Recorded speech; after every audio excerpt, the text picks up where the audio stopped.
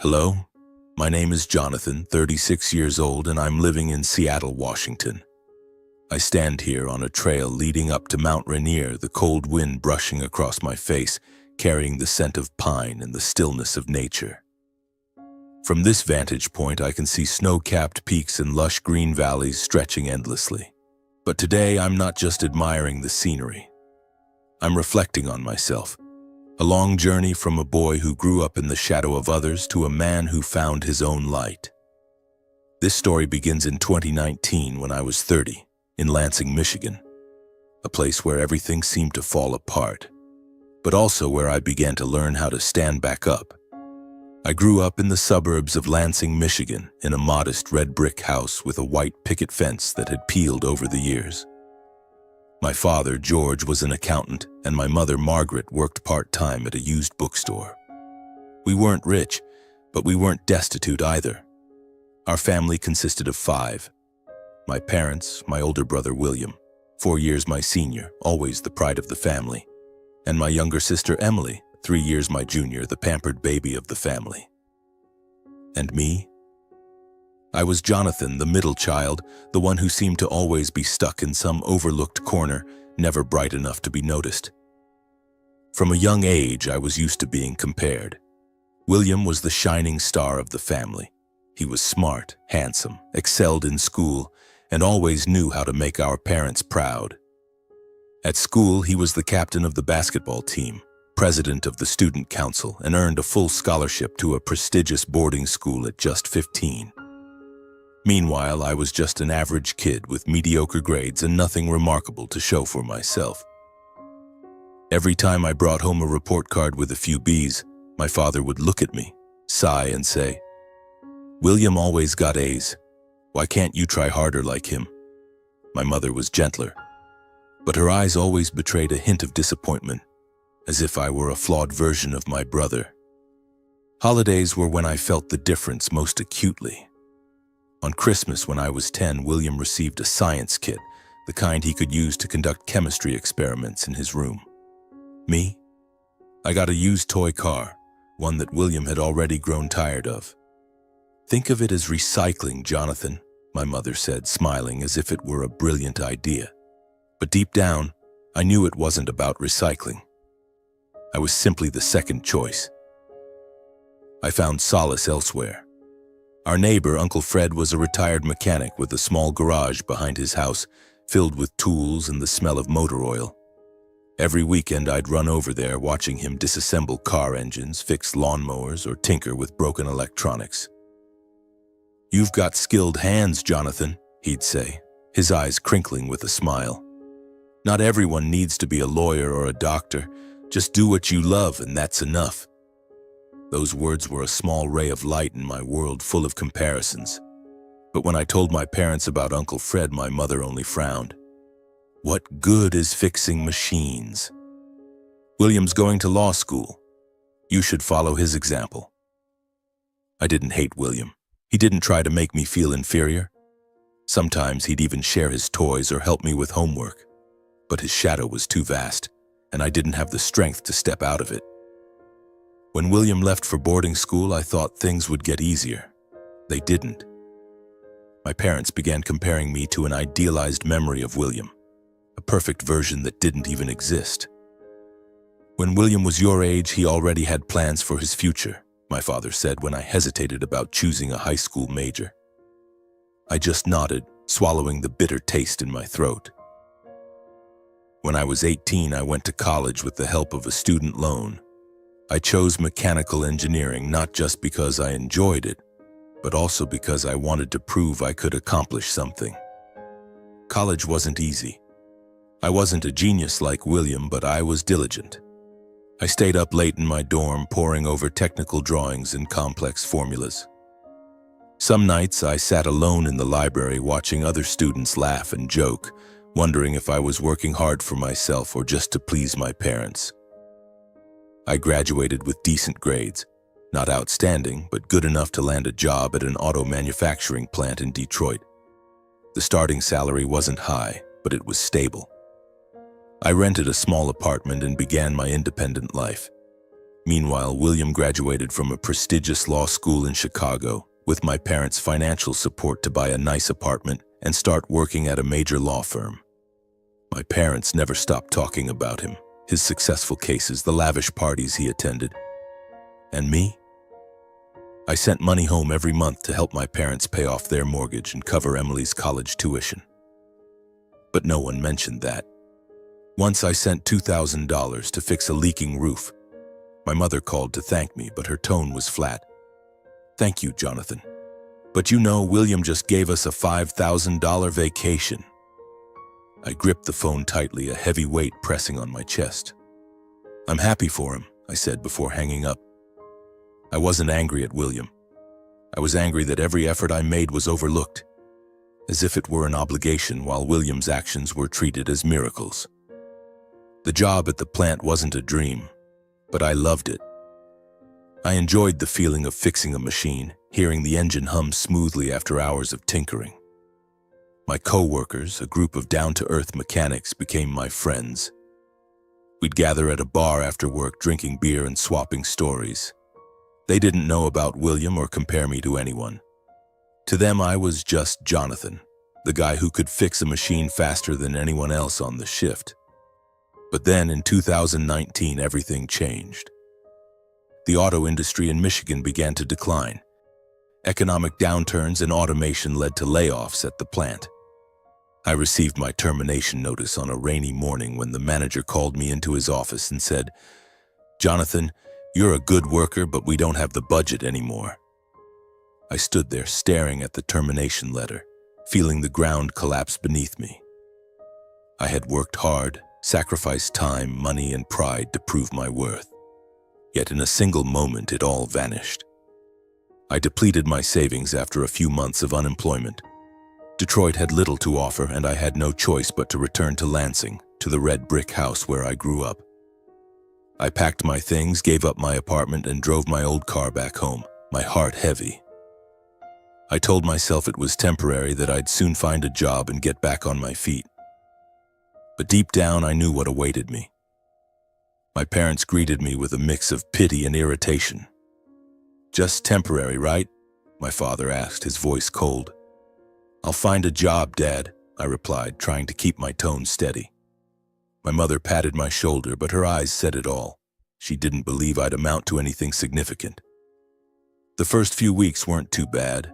I spent my days sending out resumes, calling companies, even driving to factories in nearby cities to apply in person. But Michigan's job market was brutal. Each rejection email made me feel smaller. And then, the comparison started again. One evening at dinner, my mother talked about William. "He just won a big case in Chicago," she said, her eyes sparkling. "His firm rewarded him with a vacation in Hawaii. Our William is truly amazing." I sat there picking at a piece of cold ham, saying nothing. My father glanced at me, his voice dry. "And you? Still no job?" I tried to explain that the market was tough, that I was doing my best, but he cut me off. "William never had to beg for a job. People came to him." I gripped my fork tightly, a fire burning in my chest, but I said nothing. I was used to staying silent. The months that followed were even worse. Utility bills piled up. My father began to complain, not directly, but through pointed remarks. "This house doesn't support freeloaders." My mother was gentler, but she talked about William more and more in my presence. I felt like garbage my parents wanted to throw away. I started to wonder if I was truly a burden. Each day I woke up hoping to find a glimmer of hope, a chance to prove I wasn't a failure, but each day brought only disappointment. I looked in the mirror and saw a 30-year-old man with disheveled hair and dark circles under his eyes from sleepless nights. I asked myself, what am I doing with my life? What's my worth? Christmas 2019 was approaching, and I decided to do something to change the mood. I spent weeks in Uncle Fred's old garage, now owned by someone else, but still lent to me. I crafted a wooden box carving an image of our family, my parents, William, Emily, and me, from an old photo taken when I was a child. I placed inside it mementos and photos, moments when I thought our family had been happy. I hoped this gift would remind them that I was still here, still part of the family. But I didn't know that Christmas dinner that year would change everything. On Christmas Eve 2019, our red brick house in Lansing was decorated as it always was. A small Christmas tree stood in the corner of the living room, twinkling with colored lights and old glass ornaments.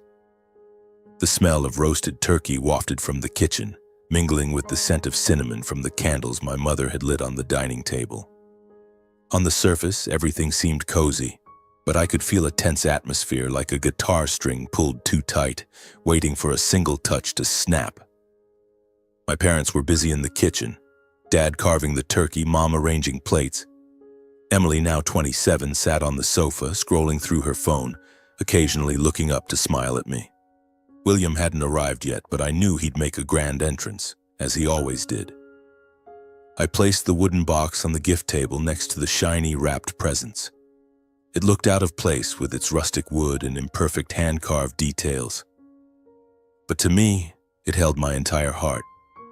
Memories of our family days when I believed we were truly close.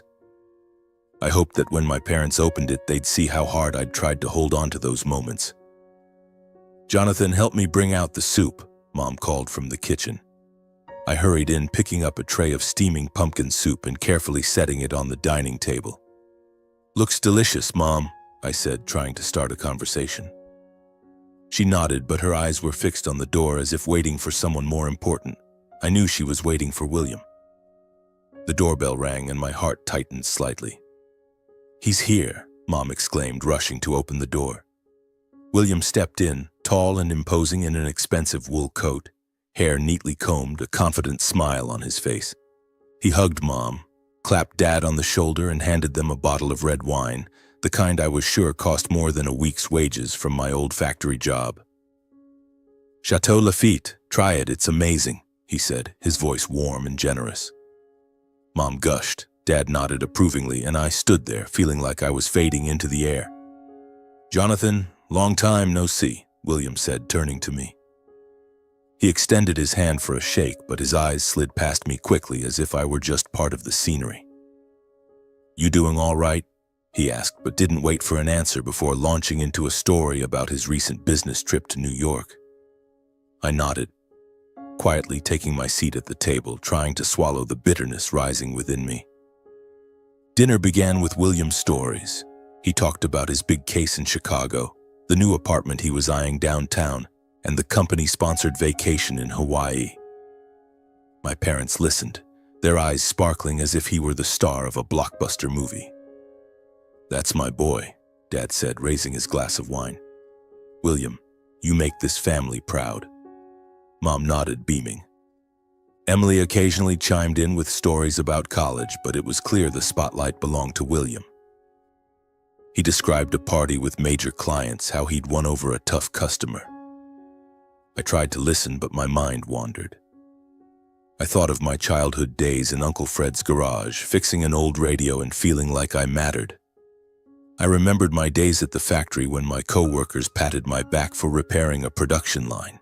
But here, in my own home, I felt invisible. After the main course, Mom stood to open the gifts. This was the moment I'd been waiting for, but also the one that made my heart pound with anxiety. Emily gave our parents a piece of artwork bought with the money they'd given her. "It's beautiful, Emily," Mom said, hugging her. William presented an envelope containing a gift certificate for a weekend getaway in Napa Valley. "You guys deserve a break," he said, and the family clapped. I looked at my wooden box still sitting quietly on the table and told myself, they'll love it. They have to love it. "Jonathan, where's your gift?" Mom asked, her voice gentle but lacking enthusiasm. I stood, picking up the box, which felt heavier than ever. "I made this myself," I said, handing it to her. "I hope you all like it." Mom took the box, glanced at it briefly, then set it aside without opening it. "Thank you, Jonathan, but it's probably not necessary," she said, smiling as if to brush it off quickly. Dad didn't even look. He just took another sip of wine. I stood there, feeling like my heart was being crushed. The wooden box, the one I'd spent weeks carving, filling with carefully chosen photos and memories, was dismissed like a worthless trinket. I wanted to say something to explain that I'd poured my heart into it, but my throat tightened. I sat down, my hands clenched under the table, fighting back tears. The atmosphere at dinner grew heavier when William turned to me.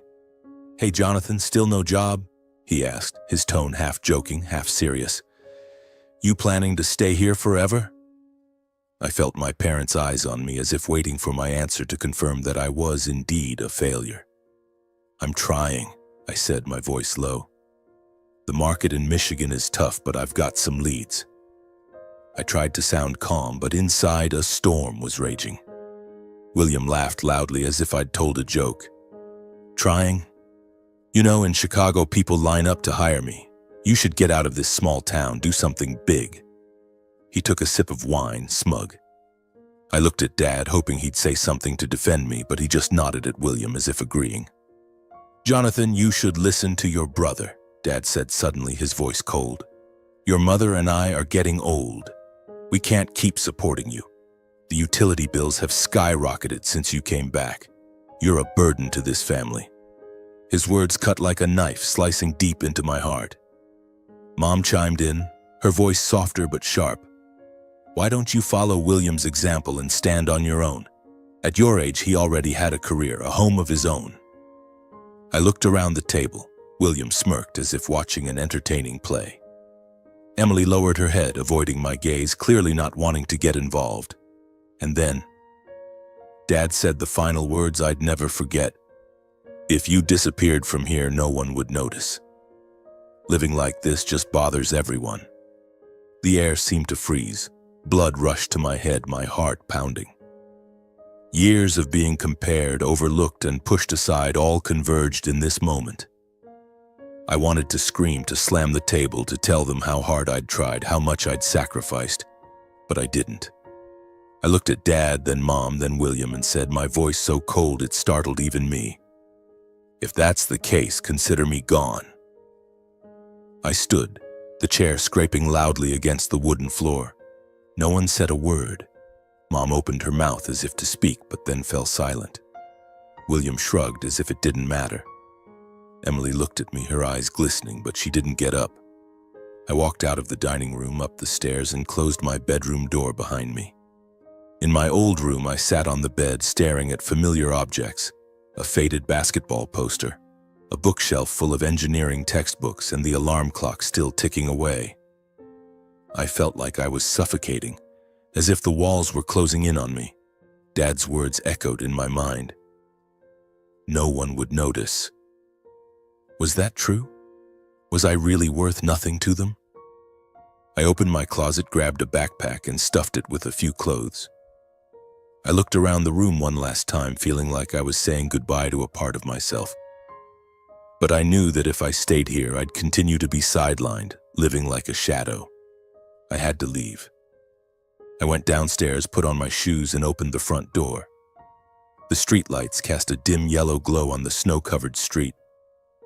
I heard Mom call from the dining room. "Jonathan, where are you going?" But I didn't answer. I stepped outside, closed the door behind me, and felt the biting cold of the Christmas night. My old car was parked in the driveway, and I climbed in, starting the engine.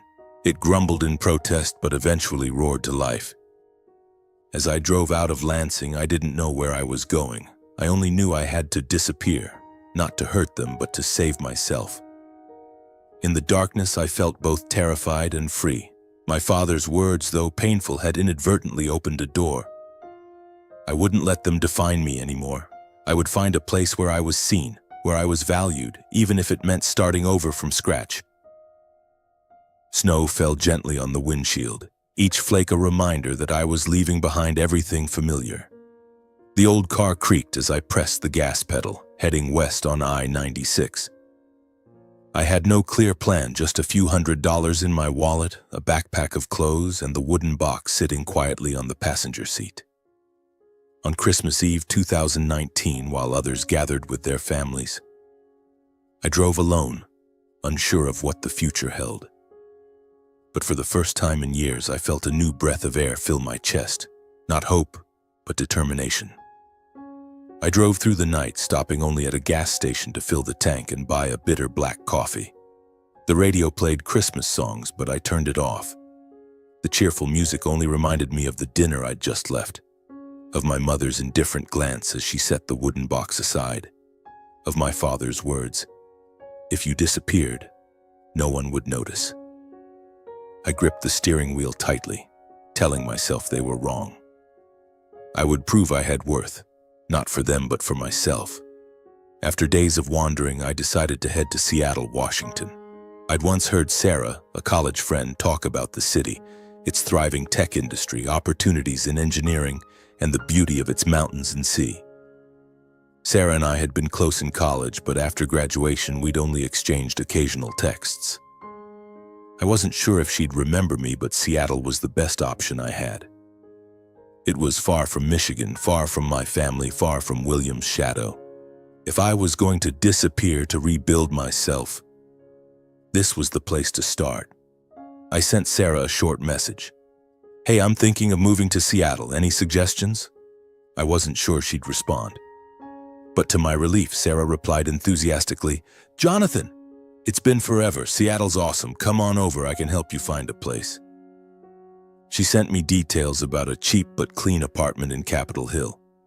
I didn't hesitate. I sold my old car for next to nothing, scraped together enough money for a Greyhound bus ticket, and set off. Seattle greeted me with drizzle and the faint smell of coffee lingering in the streets. I stepped off the Greyhound bus, dragging my backpack, feeling like an immigrant in a new land.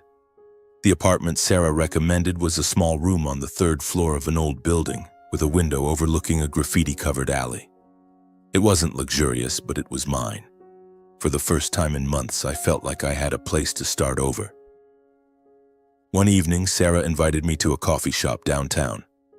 "My company's looking for a mechanical engineer for a renewable energy project," she said, sliding a flyer across the table. "It's a small startup, but they need someone with your experience. Give it a shot." I looked at the flyer, my heart racing. Renewable energy, something I'd read about in college but never had the chance to explore. "I'm not sure." I hesitated. Sarah grabbed my hand, her voice firm. "Jonathan, you can do this. Don't doubt yourself." I applied, and a week later I was called for an interview. It took place in a cluttered office filled with blueprints and wind turbine models. The interviewer, an engineer named Mark, asked about my experience at the auto plant and the projects I'd worked on. I talked about fixing production lines, how I'd optimized an engine system to save 10% energy. Mark nodded, jotting notes, and finally said, "Can you start part-time? If it goes well, we'll bring you on full-time." I agreed immediately. It was the first glimmer of light I'd seen since leaving Lansing. The job at the startup, Green Wave Technologies, was a whole new challenge. I worked in a small team designing renewable energy systems, mainly wind turbines and solar panels for rural communities. I wasn't the best on the team, but I was diligent. I learned about programming and system design, spending hours in the office tinkering with 3D models on the computer. My colleagues, Mark, Sarah, and a few other engineers, didn't compare me to anyone. They judged me by what I did, by the ideas I contributed. One day, Mark called me into his office. "Jonathan, got any ideas to improve turbine efficiency?" he asked. I pitched an idea I'd been mulling over. A new blade design, inspired by old car engines that could reduce friction and boost efficiency by 15%. Mark listened, nodded, and said, "Sounds good. Try it out." For the first time, I felt respected, seen. When the prototype succeeded, the team clapped and Mark patted my shoulder. "Great work, Jonathan. You were born for this." I was hired full-time after 3 months with a salary that let me move out of the Capitol Hill apartment and rent a place near Puget Sound, where I could hear the waves crashing every morning. But more than the money, the job gave me something I'd never had: confidence. I started to believe I had value, that I could make a difference. But the past didn't let go easily. The wounds from my family lingered like scars beneath the skin. Some nights I lay in bed listening to the rain outside my window, remembering my father's words, my mother's gaze, William's smug smile. I knew I needed to do something to heal. Sarah suggested therapy, and though I was skeptical at first, I decided to try. My therapist, Dr. Elena, was a middle-aged woman with a gentle but incisive voice. In our first session, I told her about my family, William's shadow, and that Christmas Eve. She listened without judgment and asked, "Jonathan, where do you think your worth comes from?" The question stopped me cold. I'd always thought my worth depended on how my parents saw me, what William thought of me. But Elena helped me realize that my worth came from within, from what I did, who I helped, and the person I chose to become. Therapy wasn't a magic fix, but it helped me peel away layers of pain. I learned to forgive myself for ever feeling I wasn't enough. I learned to let go of resentment toward my family, not because they deserved it, but because I didn't want the past to control me anymore. In Seattle, I began building a new life. I joined a hiking club where I met new friends who knew nothing about William or my past. They called me John, the engineer who loves talking about wind turbines. And I loved that nickname. I started hiking regularly, finding joy in conquering steep slopes, in the feeling of standing on a mountaintop and looking down at the vast world below. I also started dating, though cautiously. A colleague at Greenwave, Anna, a graphic designer with a radiant smile, invited me for coffee after a joint project. We talked about work, music, and silly dreams like starting a goat farm somewhere. For the first time, I felt I could open up without fear of comparison or judgment. By 2021, I was promoted to lead engineer at Greenwave. One of my projects, a low-cost solar panel system for rural schools, secured major funding from an investment firm. My name appeared in an industry article titled "Young Talents in Renewable Energy." Reading it, I didn't feel pride, just peace. I had found where I belonged. But the past didn't vanish entirely. One day, I received a text from Emily. "Jonathan, I'm sorry for not speaking up that night," she wrote. "I want to meet, to talk." I stared at the message, a mix of emotions swirling inside me. Part of me wanted to forgive her, to reconnect with the bond we once had. But another part, the part that had learned to protect itself, reminded me that I didn't need my family to feel whole. I replied briefly, "Thanks, Emily. I'm doing okay. Maybe we'll talk someday." I set the phone down and looked out the window of my small apartment near Puget Sound. The steady rhythm of the waves mixed with the patter of rain on the roof, sounds that had become part of my life in Seattle. 2 years had passed since that Christmas Eve in 2019 when I left Lansing with a broken heart and a burning resolve. I had rebuilt my life, going from a man labeled a burden to the lead engineer at Greenwave Technologies, a rising startup in renewable energy. I had friends, a community, and a purpose. But Emily's message reminded me that no matter how far I'd come, the fragile threads tying me to my family still lingered. In 2022, at 33, my life in Seattle had settled. Greenwave had just secured a major investment from a Silicon Valley fund, and my low-cost solar panel project was implemented in 3 rural Washington schools.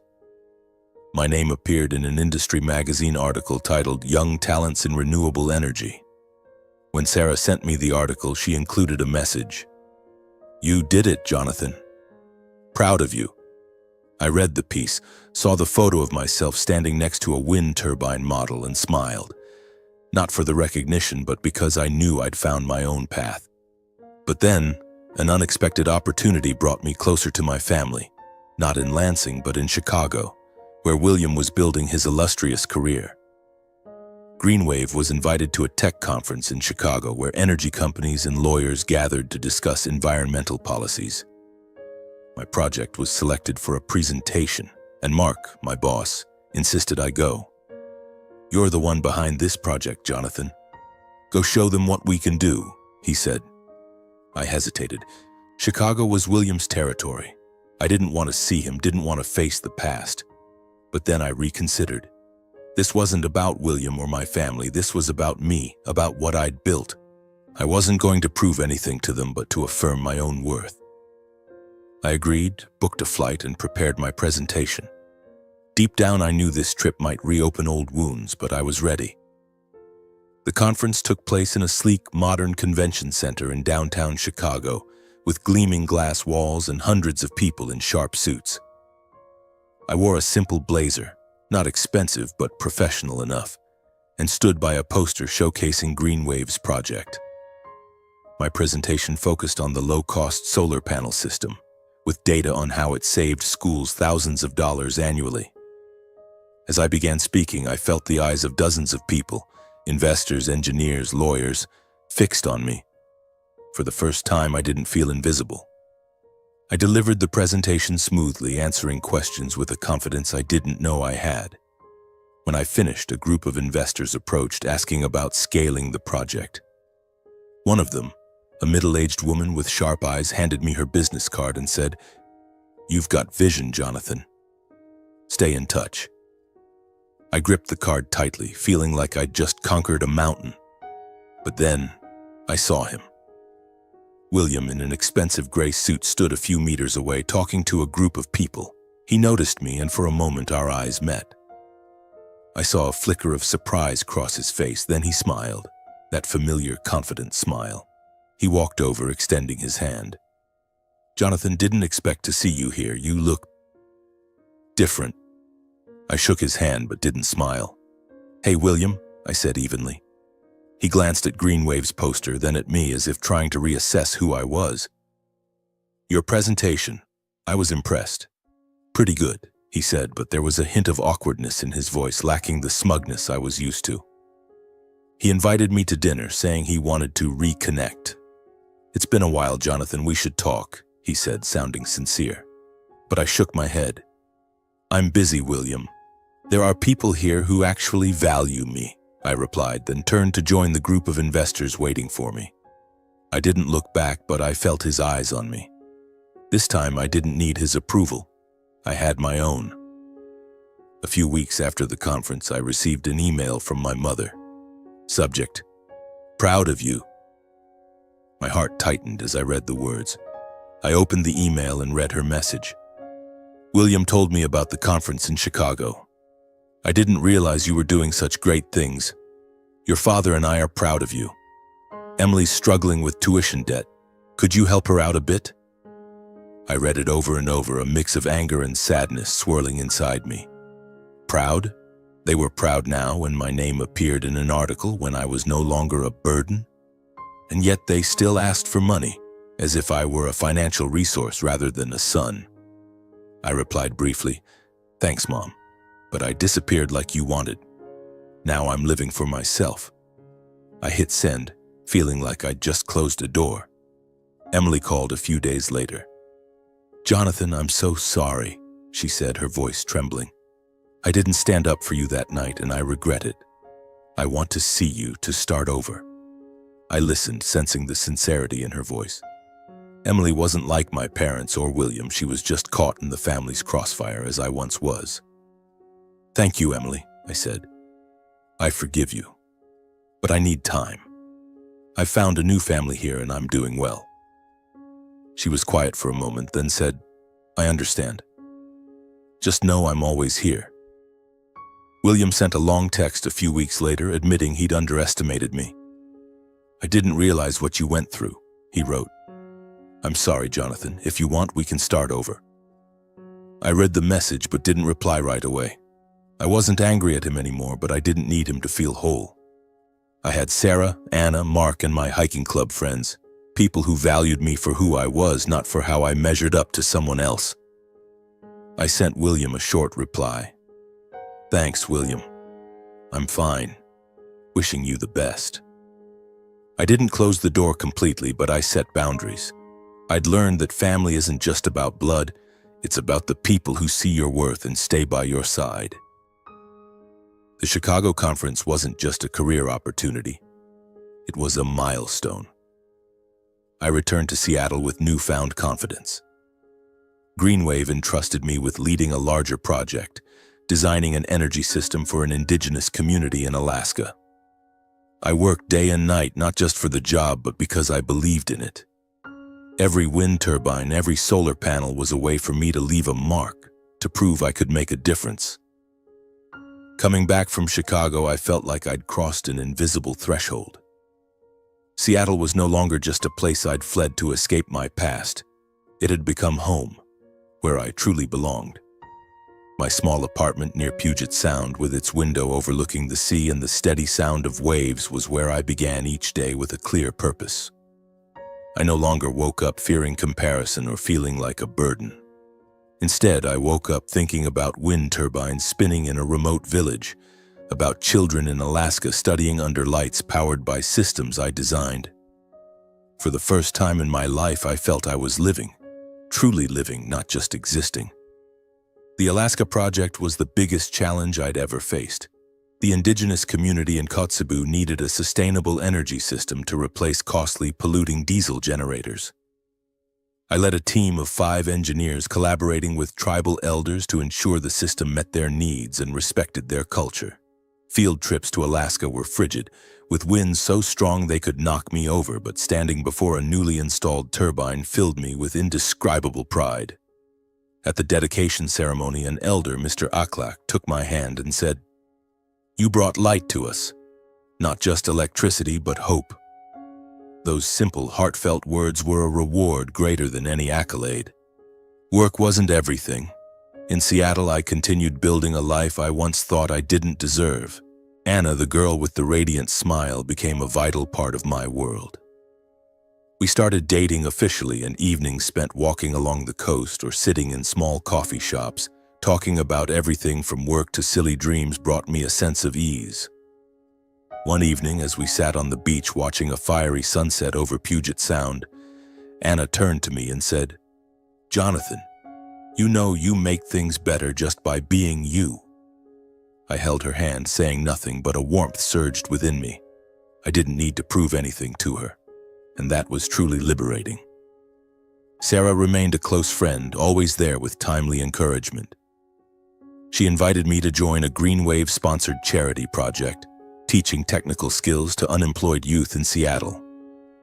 I began spending weekends guiding young people in repairing machines, designing circuits, and basic programming.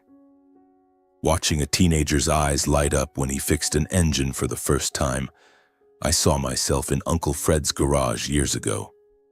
"You did it, Jason," I said, patting his shoulder. "Keep going and don't let anyone tell you you're not good enough."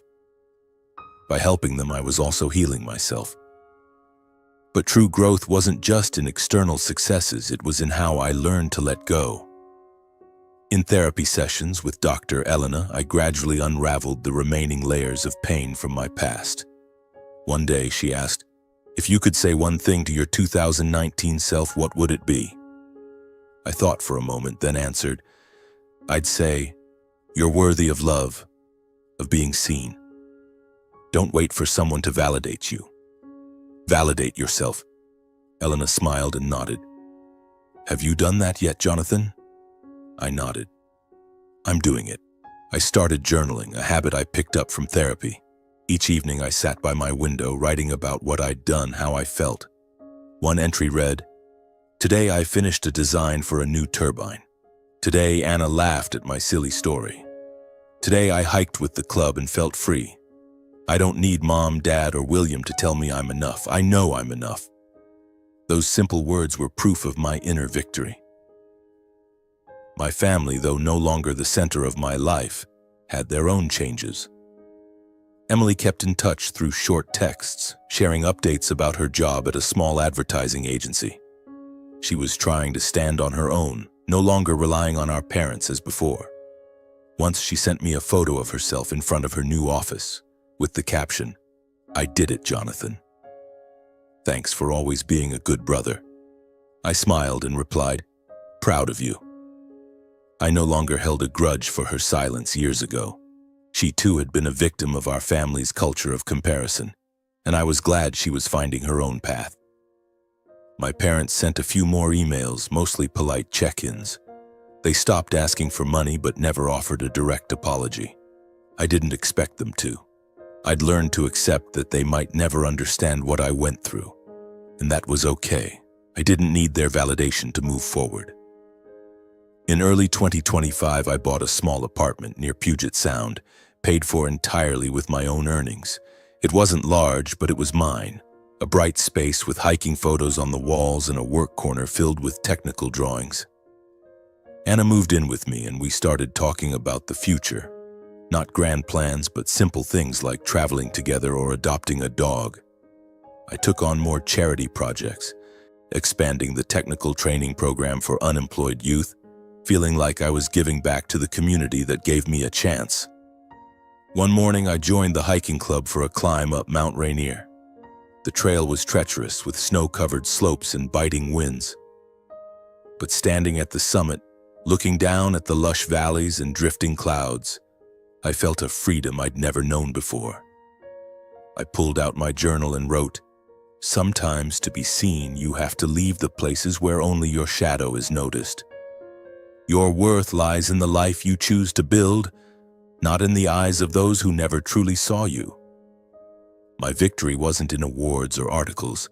It was in how I learned to love myself, to stand tall after years of being pushed down. My father's cruel words, "If you disappeared, no one would notice," had once been a knife to my heart, but now they were my motivation. I had disappeared from their world, not to escape, but to find myself. And in this new world, I was the center, not anyone's shadow.